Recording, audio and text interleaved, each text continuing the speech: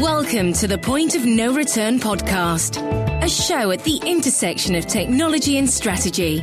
On this show, we interview industry leaders and experts to better understand how they think about strategy during this time of exponential progress. Hi everyone, welcome to the Point of No Return podcast. On today's show, I have Marie-Josée Lalande, President and CEO of Kinesar. Today's a special episode because it's the first time we conducted an interview entirely in French. And I'd love your feedback on how it went, besides my crappy French accent. I'd love to see if you guys would like more of these done in French. A little bit on Marie-Josée, who's an impressive entrepreneur. She's a person that focuses on relationship management at the head of Kinesar, which is a company that specializes in telecommunication consulting. She's built a large team, really from the early days, to build up a company of over 80 people, with customers across the province. We spoke a lot about her intuitive decision-making process, which I found quite interesting, something new I never heard about. We spoke about how she plans to continue growing the firm, the challenge of talent in a market that has full employment, how she learned to delegate, and really this notion of continuous improvement, which lies at the heart of the company. It was a great conversation. Marie-Josée was really modest despite the success of her company, and I really hope that you enjoy today's conversation. Première question que j'aimerais te poser, évidemment, t'as quand même un beau parcours, Marie-Josée, c'est comment t'es venue intéressée dans les TI? Est-ce que c'était quelque chose que t'avais prévu de faire ou t'as juste tombé un peu par hasard là-dedans? En fait, je suis vraiment tombée par hasard parce que dans le cadre de mes études, j'ai fait un échange scolaire. Suite à mon échange scolaire, j'ai fait un stage, j'ai été embauchée, mais j'ai eu des enjeux au niveau du renouvellement de visa.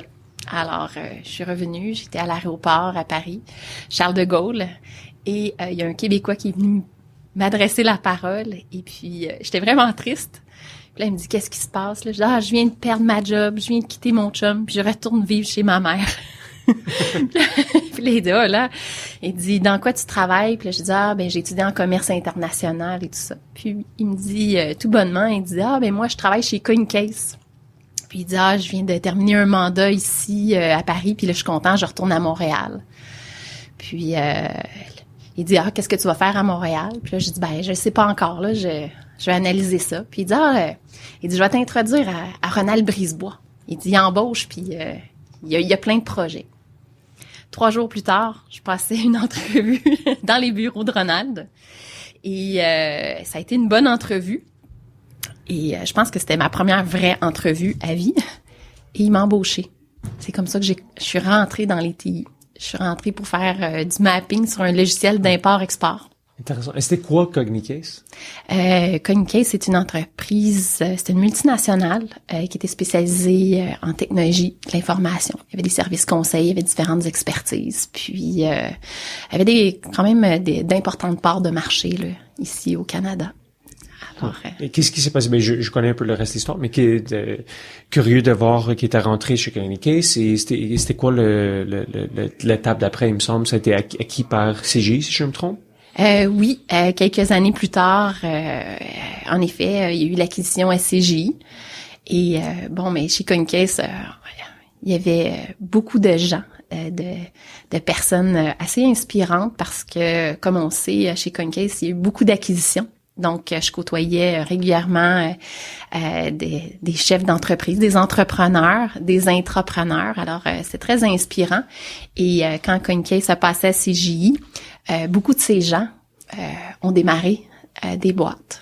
Et je me suis joint à mes collègues de travail. Alors, ça m'a donné une opportunité. J'étais au développement des affaires à ce moment-là. Je m'occupais, mes contacts étaient principalement là, dans le secteur bancaire. Je faisais du service conseil, là, placement de ressources. Alors, j'avais bien réussi là, à placer mes billes puis tout ça. Et quelques temps après, j'ai eu l'opportunité de me joindre à Kinesar. C'était une start-up. Il y avait combien de personnes quand tu t'es joint? On était pas mal trois associés. On était dans le placement de ressources, administratif, finance et TI. Uh-huh. Est-ce que c'était une décision difficile de te joindre à une start-up de genre 3 personnes ou pour toi, il y avait pas de risque, En fait, il est arrivé toutes sortes d'événements, puis moi, je suis une personne très positive et en même temps, j'ai la chance d'avoir un bon flair puis de saisir les bonnes opportunités. Alors, oui, je suis allée dans une start-up, j'ai eu d'autres offres ailleurs, puis on m'a même offert de l'actionnariat à d'autres endroits, puis non, je sentais... Je le sentais tout simplement. Et puis, je m'étais dit, puisque c'est une start-up, je me donne 6 mois. Et puis, finalement, ça a été quand même assez rapide. Le côté TI a pris rapidement de l'essor dans l'organisation. Du fait que, j'ai racheté mes associés. Et puis même, étant donné mon jeune âge, puis... je dirais pas mon inexpérience, mais dans le fond, je suis une personne très intuitive, puis ma force, je pense que c'est de rassembler les gens et mon réseau de contacts. Je suis une personne qui aime les gens, donc déjà ça m'a aidé quand on est dans le placement de ressources, c'est qui tu connais. Et étant donné que je suis une achiever, je suis une perfectionniste, je suis une gagnante, je pense que les clients... il voyait tout le potentiel, puis il voyait toute l'énergie que je mettais dedans, puis il voyait que, dans le fond, puis je leur disais toujours, tu sais, le réseau, c'est important, puis qu'ils s'assemblent, se ressemblent. Puis je disais tout le temps, je travaille avec les meilleurs. Puis encore aujourd'hui, je travaille avec les meilleurs, puis j'y crois. Ouais. Tes clients ont vu quelqu'un avec les couteaux dans les dents et ils ont dit, OK, il faut qu'on travaille avec cette personne. Et je vais retourner à un point que tu as dit que j'étais pas au courant que tu avais racheté tes associés, qui avaient aussi été, j'imagine, les fondateurs de Kinesor. Comment tu es arrivé à cette décision de dire, je veux être la seule à le faire, ou est-ce que c'est venu de leur côté?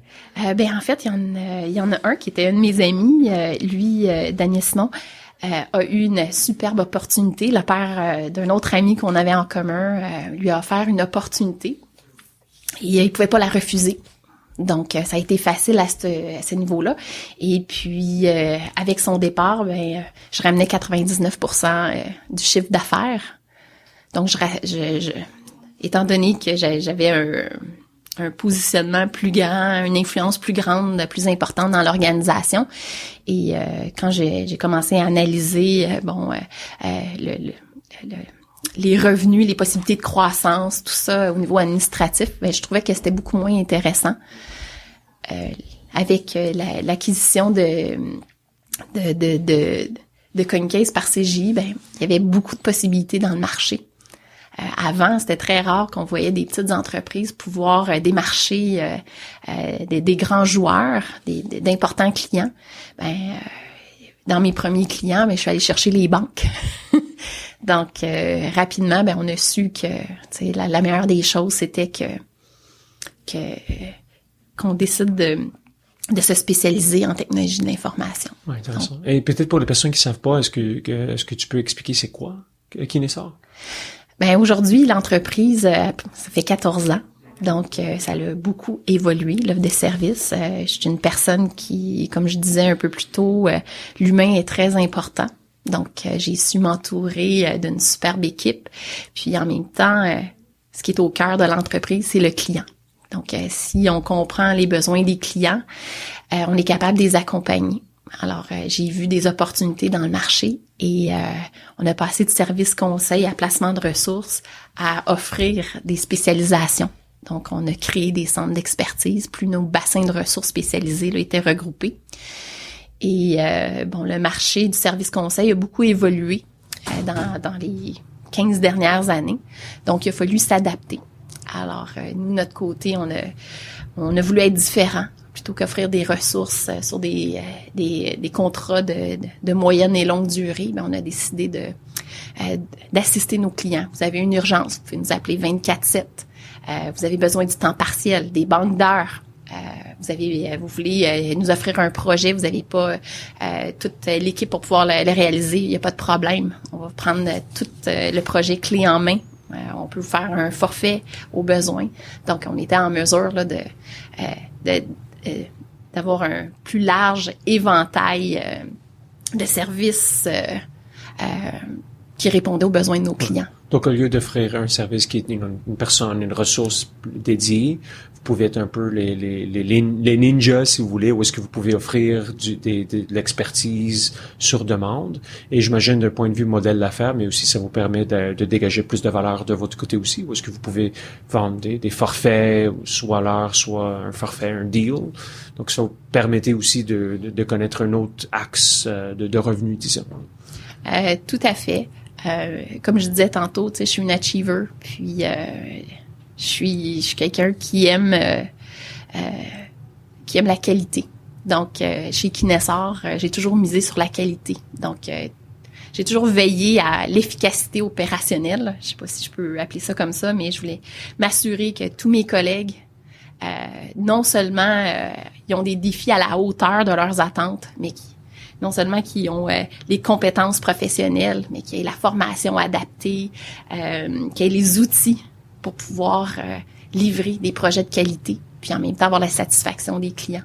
Oui, c'est intéressant. Mais vous êtes quand même dans un domaine, j'imagine, très compétitif. Il y a beaucoup de firmes comme la vôtre. Comment tu vois la différenciation de ce que vous offrez? Comment vous vous distinguez versus le marché? Chez Kinesar, nous avons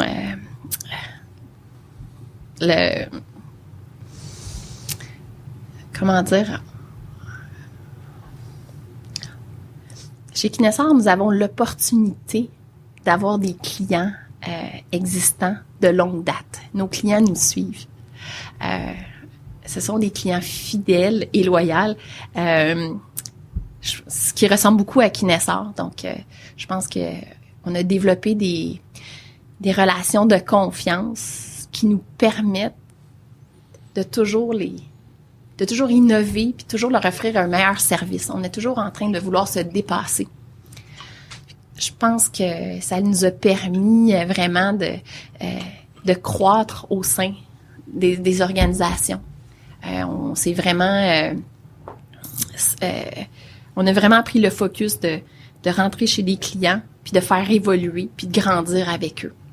Vous avez des objectifs d'entreprise, mais nous, notre mission, c'est de vous accompagner, vous soutenir, vous orienter dans vos choix technologiques, puis faire en sorte que vous pouvez atteindre vos objectifs. Donc, beaucoup de référencement chez nos clients. Donc, pour développer des nouvelles parts de marché, j'ai pas beaucoup connu dans les dernières années mon équipe de vente qui est au téléphone puis qui démarche de nombreuses heures là, pour aller trouver des nouveaux clients. Je dirais qu'on est beaucoup dans le référencement et le fait que c'est toujours des returning customers, ça nous aide énormément. Ouais. Donc, c'est vraiment une bonne stratégie de rétention, c'est faire du bon travail qui vous permet de faire du bon travail avec vos clients. Donc, vous avez été, j'imagine, customer funded, vous avez jamais levé de l'argent, c'était beaucoup les clients qui financent la croissance? Entre autres, mais étant donné que je suis comme dans l'efficacité opérationnelle, bien en même temps, tu sais, quand on veut de la croissance, ben il faut avoir des stratégies pour pouvoir y arriver. Donc, tu sais, au cours des 14 dernières années, ben avec la croissance, ben il a fallu grandir nos bureaux. À un moment donné, on a regardé pour rebrander, avoir un look qui interpelle plus les gens. Ensuite de ça, on a implanté un ERP. On a implanté un bureau de projet. On a développé des méthodologies. Toujours dans le but d'innover, d'offrir plus à nos clients. Dans le fond, eux, ils s'attendent à une certaine qualité de service. De notre part, j'ai fait du repositionnement à l'intérieur de mes services. La création de mes centres d'expertise m'a permis d'aller chercher puis de répondre à des besoins précis chez certains clients. Ça m'a permis d'aller chercher des plus grandes parts de marché, toujours avec une croissance solide puis soutenue. Puis là, à l'heure actuelle, ce que je me rends compte, c'est que ces stratégies-là ont fonctionné, de toujours investir pour pouvoir offrir de la qualité à nos clients. Puis dans le fond, une continuité des services. C'est très intéressant parce que la façon que vous l'expliquez, c'est l'amélioration continue. Toujours. C'est tout le temps, t'as parlé d'efficacité opérationnelle et j'abonde dans ce sens pour dire, mais vous êtes l'entreprise toujours à la recherche de comment s'améliorer, comment on offre plus de services, étant donné que le domaine des TI aussi est pas très statique, ça bouge beaucoup. Donc, il faut aussi de votre côté que vous soyez agile, que ça bouge à l'interne. Exact. D'ailleurs, même là, on a beaucoup misé sur le Québec. On a certains clients aussi au Canada. On a effectué des mandats partout en Amérique, Canada, États-Unis, Mexique, dans les Caraïbes, au UK. Et on voit qu'il y a d'autres possibilités dans le marché. Donc, en ce moment, j'ai des stratégies de croissance pour vraiment élargir nos horizons. C'est quand même assez stimulant. Intéressant. Est-ce que c'est quoi ta vision pour l'entreprise? Où est-ce que tu crois que tu pourrais l'amener? Tu as parlé d'expansion internationale, entre autres. Là. Oui. Est-ce que tu vois d'autres axes de croissance ou ça va être vraiment prendre votre modèle, le copier-coller dans d'autres marchés? Ben, étant donné que je suis toujours en investissement continu auprès de mes employés, de la formation, des solutions, d'attraction, et toujours dans comment je pourrais dire ça? Je mise beaucoup dans mes employés. Je les responsabilise, je les accompagne, je leur donne les meilleurs outils, on les forme, on leur trouve des challenges, on les aide, on les accompagne à devenir meilleurs. Puis, je sais pas comment l'amener.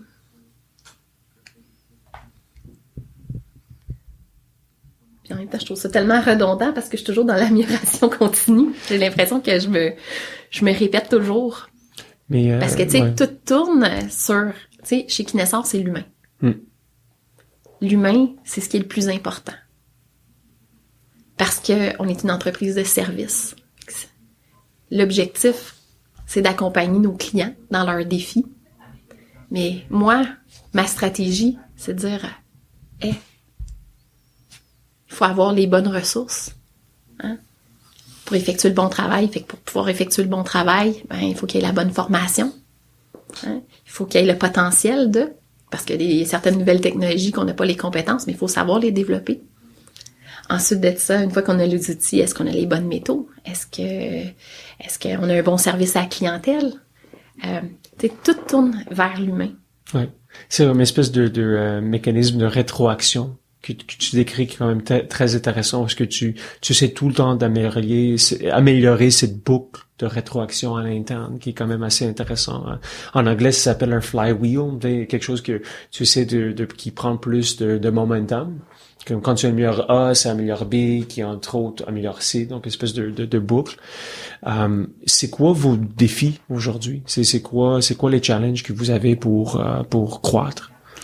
Un des défis, je pense que c'est un des défis que tout entrepreneur vit actuellement, la pénurie de main-d'œuvre. Donc, je trouve ça intéressant quand même parce que c'est certain que on mise sur le recrutement de personnes ici au Canada. Mais il faut également faire appel. Là, on a adhéré à toutes sortes de programmes au niveau de l'immigration pour pouvoir faire venir des gens, pour pouvoir nous accompagner là dans la réalisation de projets. Mais je pense que il faut non seulement investir dans l'attraction de talent, les médias sociaux. Il faut se réinventer. Les nouvelles générations sont dans l'instantané. Donc, il faut trouver des mécanismes pour pouvoir amener ces gens-là à se réaliser, à les fidéliser, à les former. Donc, je dirais que c'est un défi, la pénurie de ressources. Ensuite de ça, au niveau du défi, bien sûr, pour Kinesor, ça va être d'ouvrir l'international.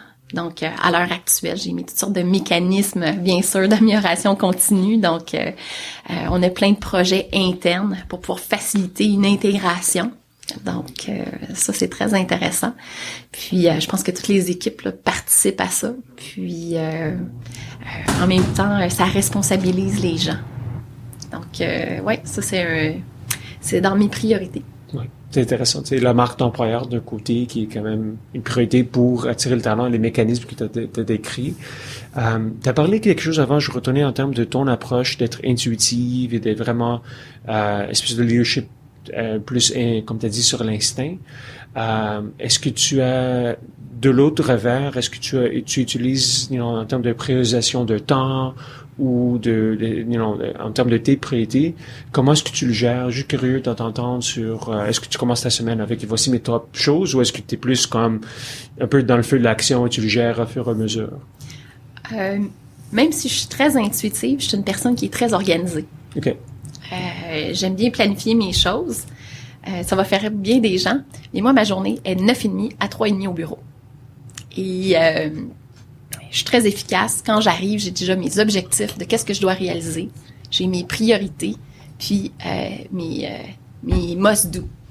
Donc, souvent, des fois, quand j'arrive au bureau, des fois, il y a des gens, ils savent, je rentre dans mon bureau, là, puis je viendrai pas dire ma tournée de bonjour dans les 15 premières minutes. J'ai des choses à réaliser, là. Ça, c'est... Je passe par ça. Ensuite de ça, il y a des priorités. Mais les priorités peuvent bouger dans le temps. Tous les matins, j'ai mes meetings. L'après-midi, puis sur l'heure du dîner, je fais des lunchs. Et dans l'après-midi, ma porte est ouverte. Donc, les employés qui ont des idées, qui veulent discuter de sujets ou tout ça, ma porte est ouverte. Je suis très accessible. Donc, très intéressant. Puis, je suis beaucoup dans le coaching. Donc, des gens viennent me demander conseil. Ah, je vis telle situation, il y a tel dossier. Puis, je leur donne toujours des options. Puis, je leur laisse faire le choix. Bien sûr, il y a certaines... il y a certains dossiers parfois là, que je mets le nez dedans, mais je suis pas dans la micro-gestion. Je laisse beaucoup les gens prendre des décisions, puis je les appuie. Je trouve ça très intéressant pour eux. Puis, ça leur permet d'évoluer dans l'organisation, puis de toucher à différents dossiers. Pour moi, ça, c'est très important. Est-ce que l'équilibre vie-travail est très important pour toi? Oui. Oui. Je suis maman.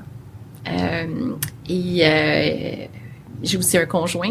J'ai des amis. Oui. Et je pense que je suis une personne qui arrive à bien concilier. Par le passé, disons que je m'étais un peu oubliée. J'étais très workaholic. Puis, avec le temps, je pense qu'avec les enfants, j'ai pu organiser autrement. J'ai appris à déléguer. Ouais, il y a 13 ans de ça, suite à la naissance de mon fils, j'ai appris à déléguer, à faire confiance aux gens, à aller chercher des gens qui avaient plus de compétences que moi. Et ça a été très enrichissant parce que ça m'a permis d'avancer beaucoup plus vite. Alors aujourd'hui, quand je regarde mon comité de gestion, on se rencontre une fois par 2 semaines. Ils ont tous leurs objectifs. On fait un statut. On regarde où est-ce qu'on s'en va. Puis, tout le monde repart. Puis, pour moi, ben, j'ai pas à m'en faire parce que je pense que j'ai mis les bons joueurs aux bons endroits. Et pour moi, c'est ma clé du succès. C'est vraiment l'équipe. Vraiment, je pense que ça, c'est une de mes forces. C'est de savoir bien m'entourer puis de voir le potentiel des gens. Puis je pense que ces gens-là me le redonnent bien. Ouais. J'aime cette analogie des bons joueurs dans le bon poste. Pour parler un peu peut-être de ton industrie des TI, des télécoms, qu'est-ce que tu vois comme grands changements qui s'en viennent dans les prochaines années ou tendances que tu portes beaucoup plus d'attention de ton côté? Comme je disais un peu plus tôt, le marché des technologies évolue tellement rapidement. Puis, je suis pas une personne qui aime regarder la parade. Je veux toujours être en avant. Et c'est pour ça que j'essaie toujours de voir comment on peut innover, comment on peut être créatif, comment on peut automatiser des tâches. Parce qu'avec la pénurie de ressources, il va toujours avoir place à la consultation en technologie de l'information. Mais avec peu de personnes, il va falloir continuer à accomplir la même quantité de travail. Donc, je pense qu'il va falloir absolument continuer à innover. Quelles tendances, tu crois, sont surestimées, des tendances que En fait, je vais le poser d'une autre façon. Qu'est-ce qui se passe un peu dans l'industrie que tu crois mérite plus d'attention, qui est comme peut-être un peu sous le radar, mais pour toi important? Pour le moment, mon plan fonctionne bien, ma stratégie fonctionne bien. Puis, je pense que le fait que j'ai pas beaucoup de compétiteurs qui font exactement ce que je fais, ça me permet de pas vraiment m'attarder à toutes les tendances du marché. Je peux garder le focus puis savoir où est-ce que je m'en vais. Ouais. C'est pas clair, mais... Non, je comprends tout à fait. Tu as parlé un peu d'être avant de la parade, tu sais, d'avoir vraiment un horizon où est-ce que tu vois avant que le coin s'en vient, avant de tourner. Quelle stratégie ou approche tu utilises pour s'assurer que tu restes un peu à l'avant? Est-ce que c'est la lecture? C'est-tu du temps à toi-même à réfléchir? Je suis curieux, quelle approche?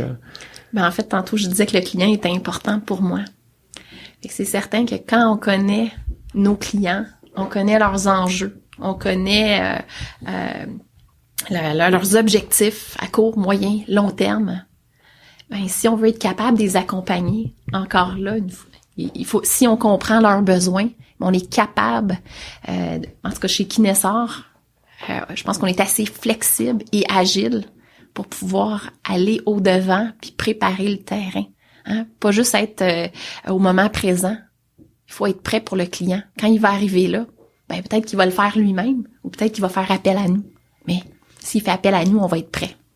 Oui, c'est intéressant. C'est être à l'écoute du client, c'est facile de le dire ou de le mettre sur une slide de PowerPoint, mais beaucoup plus difficile que ça devienne un instinct organisationnel pour que tout le monde réussisse à vraiment avoir ce point de vue central sur le client. Comment est-ce que tu éduques les nouveaux membres qui vous êtes environ 80 personnes de ce que j'ai vu aujourd'hui qui sort? Oui, puis on fait appel aussi à des conseillers externes, ce qui fait en sorte qu'on tourne toujours autour de 120, 125 ressources. Donc comment est-ce que tu t'assures que les nouveaux venus ont ce même esprit de centricité du client chez vous? Étant donné que nos ressources sont tous quand même triées sur le volet, c'est quand même assez particulier chez Kinesar. Généralement, les gens qui viennent passer des entrevues, oui, ils ont une entrevue de type behavioral avec notre équipe de recrutement, mais ils rencontrent aussi des gens de nos équipes, des centres d'expertise, où on peut vraiment évaluer leur niveau de connaissance, de compétences. Des fois, on leur dit, mais écoute, lui, dans 2 ans, il va être rendu là. Ça va être le bon moment pour l'embaucher. Des fois, on rencontre une perle. Même si on n'a pas de travail pour lui, on va l'embaucher. Puis souvent, avant même qu'il arrive, il va déjà avoir un mandat qu'on va avoir réussi à positionner. Parce qu'encore une fois, connaissant bien nos clients, on est capable d'être proactif. Oui, je pense que ça, c'est la clé du succès là avec les ressources. Et comment vous mesurez, en dehors des revenus, des profits, comment est-ce que vous mesurez à l'interne le succès de vos clients? C'est dans le sens, est-ce que vous avez un sondage ou vous posez des questions ou c'est juste curieux de vous entendre? Oui, nous avons des sondages clients. On répertorie nos dossiers à l'interne. Fait que nos bons coups, nos mauvais coups, comment on peut s'améliorer. Les gars techniques, je sais qu'ils ont un genre de wiki quand il y a des questions techniques ou ils ont eu des difficultés rencontrées ou si on comment on peut résoudre ce type de situation-là? Je dirais que je suis entourée de gens qui ont plus des profils intrapreneurs. Hein? Mes équipes, ce sont des gens, comment je pourrais dire, qui répondent aux valeurs de l'organisation. Puis je pense que ça, c'est la base. Hein? On est fiable, on est efficace, on est professionnel, on est respectueux, on a le souci du travail bien fait. Donc, je pense que... Puis on a le service à la clientèle, ça, c'est bien important. Je pense que c'est comme la recette gagnante. Hein? Si t'es pas capable de répondre à ces valeurs-là, ben peut-être que tu n'auras pas de succès au sein de Kinesar. Mais si pour toi, ben le client est au cœur, puis t'aimes les défis, puis t'es professionnel, puis tu veux réussir, tu veux être un gagnant, ben tu vas venir te joindre à nous. Puis je pense que tu vas avoir du plaisir, puis tu vas réussir, à bien te réaliser au sein de l'organisation. Puis une des forces qu'on a, c'est que nos employés, ils se connaissent tous. Hein? On organise énormément d'activités, des lunch and learn, des mini-conférences. Le club social organise plein d'activités. Ce qui fait en sorte qu'il y a un beau maillage et beaucoup d'amitié qui se développent. Donc ça, je pense que c'est comme le noyau. Ouais, c'est ce qui me fait toujours plaisir, c'est de savoir, un samedi, telle personne a une implantation, puis savoir que, oups, elle est pas au bureau tout seul. Ah, comment ça? Ah, ben la gang est venue l'aider sur un dossier, mettons un projet interne où tout le monde a été impliqué. Puis ça en a fait un succès. Il y en a qui ont regardé, ils ont appris. Je pense qu'il y a un travail d'équipe. Puis ça, c'est vraiment le fun. Puis je sais pas à quel niveau c'est structuré au sein de Kinesar, mais de la façon que tu le décris, il me semble que les valeurs jouent un rôle très important chez vous. Et pour décider sur l'embauche ou la rétention d'un employé ou d'un client, il me semble que les valeurs, c'est une fibre importante. Absolument. Absolument. Si une personne ne répond pas aux valeurs, je suis désolée, mais si t'es pas fiable, tu peux pas faire partie de l'équipe. Ça marchera pas à long terme. T'as beau être la meilleure personne du monde, mais si nous, on dit qu'on livre, il faut livrer. J'aime beaucoup cette expression, il faut livrer la marchandise. C'est vraiment une conversation fascinante, Marie-Josée. Peut-être une dernière question sur si les personnes veulent apprendre plus sur ce que vous faites ou vous retrouver en ligne, c'est quoi la meilleure façon de vous rejoindre? Bien sûr, on peut nous rejoindre par téléphone. On a quelqu'un qui va répondre. Ensuite de ça, notre site internet, www.kinesar.com. Bien sûr, on est sur les médias sociaux, LinkedIn, Facebook. Donc, c'est possible de nous contacter, puis de venir nous rencontrer. Super. Mais merci beaucoup pour ton temps, Marie-Josée, c'est un plaisir. Bien, merci, le plaisir était partagé. Thank you for listening to the Point of No Return podcast. Never miss an episode by clicking on the subscribe button on iTunes or Google Play.